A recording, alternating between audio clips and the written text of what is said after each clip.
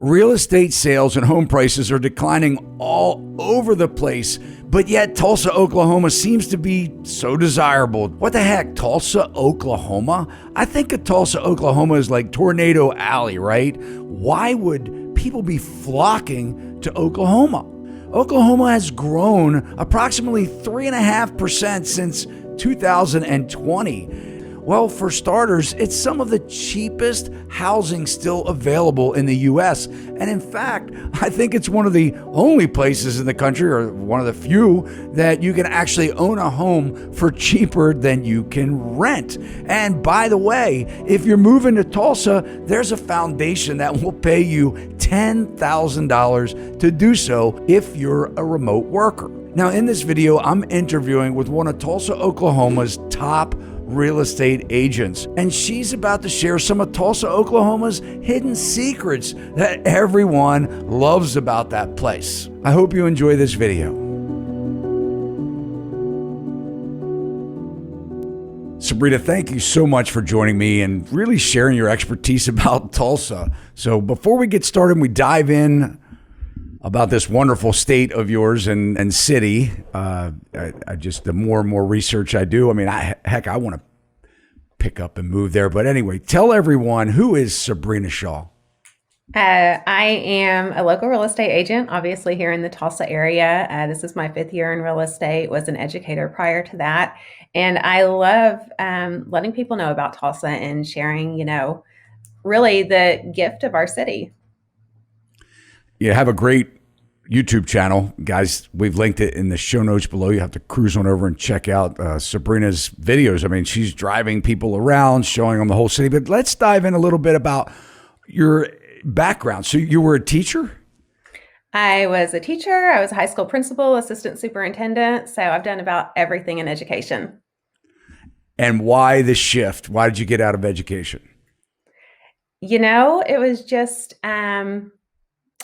there was something that happened, within my family, and it was just time. And I made the switch to real estate, and I haven't regretted it at all. I still have an educator's heart, obviously. And I think with my videos, I'm still able to educate, just on a different subject. Let's dive into the market, what's happening around there. A lot of people are on our channel, they comment, and of course, I'm very bearish on the real estate market, being in this industry for so long, watching, I mean, just an all-time high of home prices. When we went through the crisis in 2008, even at the peak of home prices in 2006, we never really were considered, our buyers were they could still buy houses. That's the simplest way of saying that. I mean, now so many can't afford a home with the price of the home, the interest rates, everything else that goes along with it, insurance and all that stuff. You guys are like Tornado Alley too. I mean, maybe not in Tulsa, but I think of Oklahoma like, shelters and, bad storms and tornadoes scare me. We get them here in Maryland too, but nowhere near like you guys get them. And, same with like Texas and surrounding areas. But describe what's happening in your market condition, because we're seeing prices nationwide sort of collapse. And when we say collapse, that's a relative term, because they're not collapsing to pre-2019 prices yet, but we are seeing a major shift in the market. What's happening with your area, Tulsa, Oklahoma? Well, Tulsa has definitely kind of followed what is going on nationally as far as, our decelerization, I would say, more with housing prices based on, month to month, but still just kind of following the normal trajectory of what housing does in the typical months. But overall, we have still, we still have net appreciation. So sometimes we've seen it in a month, drop a few percent, 2%, 3%, climb, 5%, 6%. But overall, we still have positive appreciation in our housing market. Are the houses, I mean, and we'll pull up this report that I have on Rocket Homes. I mean, obviously you have the MLS data that I don't have in Oklahoma. But we'll see if this is, kind of consistent to what's going on. But can somebody still buy a single family house, let's say for $250,000? Absolutely, yes. And you're going to get a nice single family house. There's some new construction that we have in that $250,000 price range. Some, pre-built homes that, are 10, 15, 20 years old. So that's definitely still something that you can get and be in a nice place. It's harder to come by, and there's, more, there's still competition. There's still a lot of competition in that price range. So that's what we're seeing still. So if someone listed a house, say for $250,000, I mean, are they still selling for over list price? Is there like bidding wars going on? So we'll still get, more than one offer, not like the 20 that we were seeing previously, maybe 2 or 3, but the house has to be in the condition and the comps have to be right. So if it's overpriced, then they are still sitting even in that price range. But if the house is in good shape, the sellers have taken care of it, it's priced right, then we are getting multiple offers still, and sometimes going over asking. Let's take a look at this data. I pulled this off of rockethomes.com. Talking about specifically Tulsa, they have this sort of like indicator here, and I don't know where it was before, but what I'm looking at, it says that since November of 22, it's still a seller's market, and I'm watching the needle. It looks like it's getting closer to more of a neutral market, and then obviously it's still very far from the buyer's market. But it does say that the median home price here, $224,787, and that has gone up about 2.2% according to this information here. And the thing I really want to focus on here is the amount of price reductions, because it says that in the month of, and this is current, in the month of November, it's pretty current when you're looking at housing data, because everything seems to be backward-looking data in real estate. But it says out of all of the houses that were sold, 56.1% were sold below the original asking price. Now, we have seen a little bit of reprieve in interest rates over the last, let's just say, week to be safe. I think it's a temporary thing. Maybe you have a different opinion on mortgage rates and where they're headed, but are you still seeing major price reductions? We are seeing price reductions, and I think for buyers that know that they want to buy, that know that it's going to happen, that it is a good time to buy right now, because we are seeing the price reductions, we are seeing the seller concessions. So for people that know they're going to be in the market, it's, I think it's really a great time while the interest rates are higher. Let's talk about the seller contributions or concessions that you're talking about here in Maryland. And as I speak with agents and brokers across the country, it seemed pretty true that up until about a year ago, they were unheard of, right? I mean, you want what? You want me to give $1 off? You want me to, clean up the sticks in the backyard? Whatever, you want me to replace the water heater that's 25 years old? It could go in the next minute, but no, we're not doing that, right? Explain as someone, why I really appreciate your advice and your take on the market is because, you're making things happen. A lot of agents right now are starving to death. You're busy, you have listings going on, your closings. You're doing a lot of things right, and which means you're good. You do a great job. You're part of our network. Again, anybody check Sabrina out that if you're interested in moving to Tulsa, I wouldn't go anywhere to anyone else if I was planning on moving to Tulsa, Oklahoma.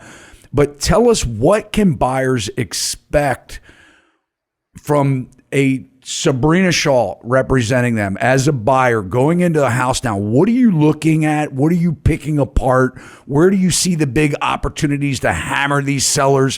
When you get in and that's what we do, right? We're thinking, depending on who we're representing, are we representing the buyer or are we representing the seller? But for the buyers, what are you really doubling down on and successfully getting from these sellers?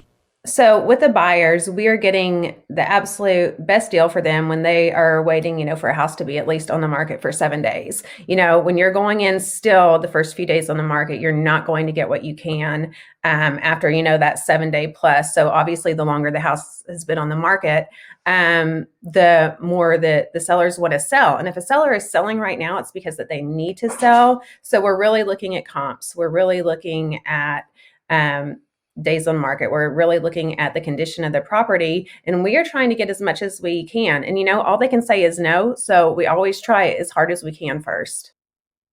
Do you go with a strategy of let's just get this thing under contract and hammer them later once we get through inspection periods and things like that to make them fix stuff or get credit back? I mean, kind of what, there's so many different strategies, like a lot of agents will say, why am I going to, first I want to get the property locked down. Right. That's the first thing I want to do. Get it off the market, get it to where we have some breathing room. We have some time, especially if it's a property that checks the boxes for the buyers. And, as bearish as I would like to be, I mean, when somebody wants a home, they want the home. If they can afford it, the payments are right for them, but you want to protect them as much as you can and make sure, there's no guarantees, but we want to try and avoid as much remorse later as possible. So is the strategy just let's get it under contract, let's make the deal happen, and then, go after the sellers once the home inspection's complete? Well, of course it depends on, the buyer and their specific situation. And, is it a house that they're absolutely in love with that has everything? Or is it, okay, this is like one of 3 houses that, I really like. So if it's not like the absolute perfect house that is everything, then we're going to go in. We're still going to go and try to get a good deal. We're going to try to get, some closing costs paid for. We're going to try to go in under asking. We're going to get it locked up, but we still want a good deal. And then on inspections, and when you've been in a house, if it's been just super well taken care of, and when you go through inspections, nothing's really going to come up. Of course, we're not planning to get much more after that. But if it's a house and you're like, okay, we know it's going to need some work, then of course you're thinking, during the inspection time period, you're going to do some renegotiation too. Yeah. Do you think the market is going to continue to fall as far as prices? I don't think we're going to see too much in my area, in my local area. I don't really see us seeing a lot of depreciation or falling. With the interest rates, like you said, you think that might change, that they might start going up again. I really think we've got probably anywhere from 12 to 18 months before we really start seeing interest rates in our favor to where we're going to get, that big, competition again. So I think there's definitely going to be, still kind of a rocky 12 to 18 months to where we are going to, see some really good opportunities for buyers. Tell us why the pull to Tulsa, Oklahoma. I mean, I know you've added a lot of industry, doing some research on Tulsa. It really is. I mean, if guys, you want to check out some history, check out Tulsa, Oklahoma. Google it, dive in. I mean, there's a lot of history just in the Native Americans. It was very well populated by Native Americans. It's interesting how the different, tribes broke off and, and how they, built their industries. It was known as the oil capital of the world, which is so hard to imagine when we look at places like Iran, and or much of the Middle East, or other countries. How we would be Tulsa, Oklahoma would be the oil capital of the world. You guys are a little bit north, so I guess you have some different terrains, topographies. Maybe you do have some more hills. I wouldn't call them mountains. Maybe you would. I mean, I'm in Maryland. We have West Virginia's close by. We have mountains in Maryland that we really call mountains. They're very high altitude. But what's the pull? When the real estate market crashed in '08, you guys were really hammered. You really had high unemployment. And I think in 2014, unemployment was still like 4.5% in Tulsa, Oklahoma. So why the pull? Why the big increase in demand? What's going on? Okay, well, for one, there's so many things to touch on, but let me start with, what makes Tulsa so unique is, and you said it's, was the oil capital of the world. So with that came people, coming from the East Coast, coming to the West Coast. And so the town of Tulsa, downtown Tulsa, has like this amazing Art Deco architecture. It's just this whole little cosmopolitan city that is so unique to Oklahoma. So you've got that entire difference from the people that moved here instead of like the normal migration patterns. So you have that. We have a lower cost of living. Our housing prices are lower. So, of course, there's that pull. Now, we were entirely energy independent for a very long time, but Oklahoma did finally learn its lesson and started diversifying its economy. So now we have a lot more IT. We've got more incentives for businesses. We have entrepreneurship, networking, just all kinds of businesses coming in. That's really helped. So Tulsa is really trying to grow. Oklahoma's economy is trying to grow, but Tulsa is doing a lot to grow too.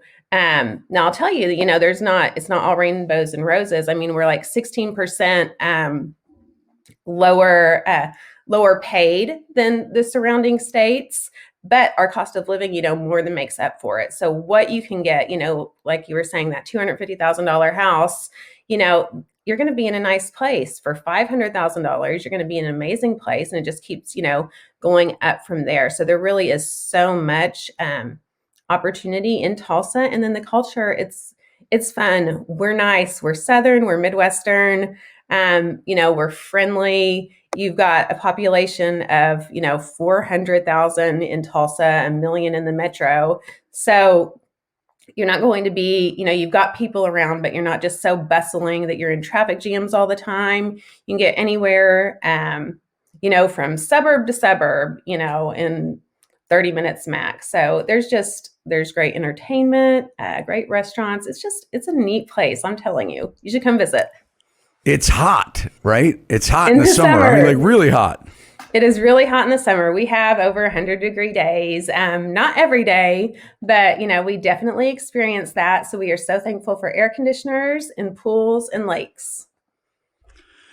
Let's look at this article that I found, and you can tell us about this. Tulsa paying people $10,000 to move there. I mean, So I want to get your opinion on this. It really started during the pandemic, right? When people were working remotely, and maybe you have a different an idea or opinion on whether people will stay remote, whether we'll see a lot of hybrid models going back.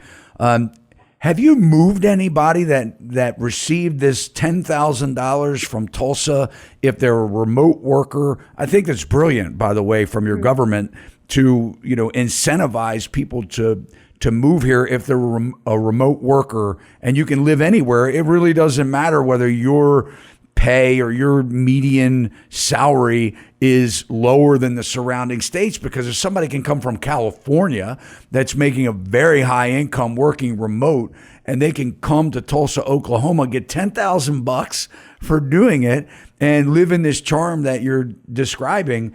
Have you helped anybody take advantage of this? Mm-hmm. Yeah, so I have worked with 3 people in the Tulsa remote program. One has reached out to me, and she's coming in the spring. So I do work with people that are doing the Tulsa remote. And so, there are you have to live in Tulsa. It can't be any of our surrounding suburbs. It has to be in Tulsa. It has to be remote work in another state. They don't want you employed, of course, by Tulsa. They want you coming in from another state. And so, yes, there's so much opportunity. And the remote program, actually, it's not from the government. It is from one of our private donors, George Kaiser, who is an absolute beautiful human who has also was a big part of the Gathering Place, which we can talk about in a second.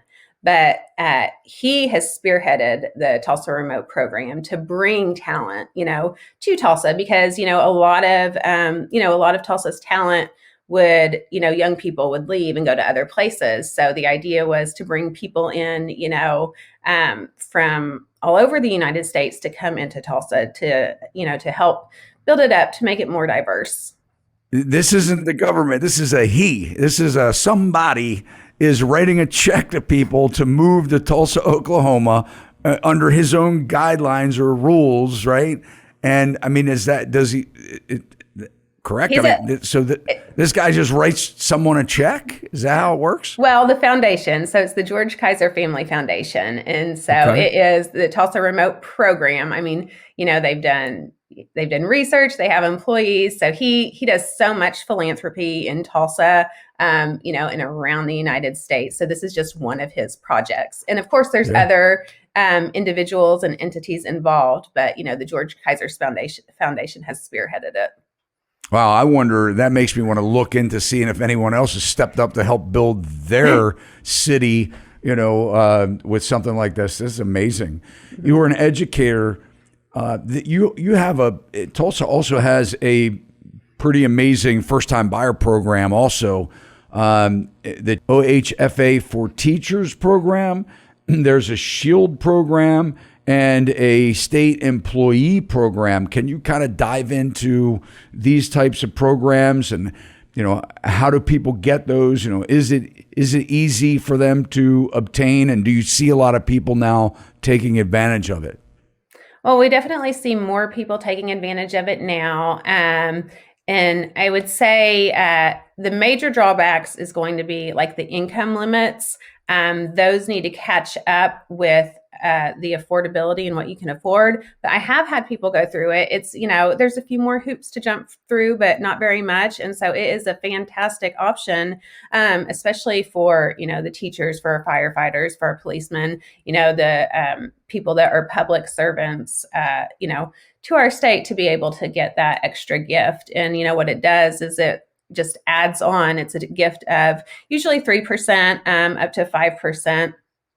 For down payment assistance, that is like it's a second mortgage, and then usually it's forgiven after 7 years. So no payments, nothing like that, and then somebody lives in the house. Most of the time it's 7 years, and then it's forgiven. And so it's a great opportunity. And I know that there is talk and there's things of raising that income limit to help more people. But yeah, it's a very good opportunity that we're seeing utilized more right now. Where do most of the people work? The buyers that you're helping nowadays. I mean, where are they coming for? The aerospace technology, or is it the high tech jobs? Is it government? I mean, who are your biggest employers, and where are you seeing that employment growth in Tulsa? I get a lot of healthcare workers. Technology, aerospace, working with somebody, that's worked for American Airlines. So really, I wouldn't say that as far as my clients, I wouldn't say that I get industry specific. It really is, all spread out. I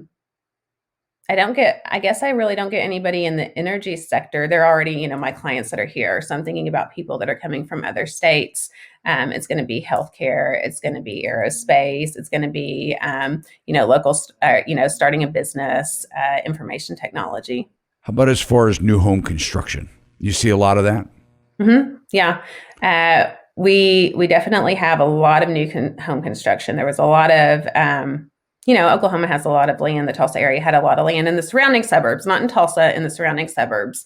We have a lot of new construction, and that is really, that's really helping us out as far as with the inventory piece. Because, the people that have that interest rate at, 2%, 3%, they're not selling unless they have to. So are you seeing the builders buy down their interest rates to get people incentivized, to buy? Yeah, we're seeing about, 5.5% to, 6% rates, and not just for like a year or 2 years, but for the life of the loan. So we are seeing some great opportunity in the new construction. Yeah. So what you're saying is you love Tulsa, Oklahoma. I love Tulsa. Now in the summer, I like to go to Colorado. I like to go to places where it's a little cooler. In the winter when it's super cold, I'd love to be somewhere warmer. But no, really, Tulsa's pretty amazing. I love it. Don't plan to leave. Yeah, well, we appreciate the updates, guys. If you're looking for Tulsa, Oklahoma as the next move for yourself, reach out to Sabrina. As I said, all of her information is in the show notes. Sabrina, any final thoughts or comments you'd like to add? I think that in this time of uncertainty, in the time of what our economy is going through, that it's definitely hard for buyers and sellers right now. But each situation is unique, and just talking to somebody to where you can talk about your specific situation and make the best choice based on what that is. All right. Well, we appreciate your time, and we'll be checking in with you. Thanks. Talk to you soon. Hey, thanks so much for watching the video on Tulsa, Oklahoma. Love to know your thoughts and comments. You can drop them below. And I don't know about you, but I'm ready to start packing. It looks like a great place to live and some of the most affordable real estate. Hey, maybe we'll get some price appreciation somewhere in America. Thanks so much for watching the video. If you liked it, you can smash that thumbs up. It'll let Sabrina and myself know that you did. And guys, if you haven't yet subscribed to our channel, you can do so now. Hit the alert bell and you'll know every time we upload content. See you next time. Sachs Realty, Maryland broker number 607720, office number 443-318-4514, equal housing opportunity.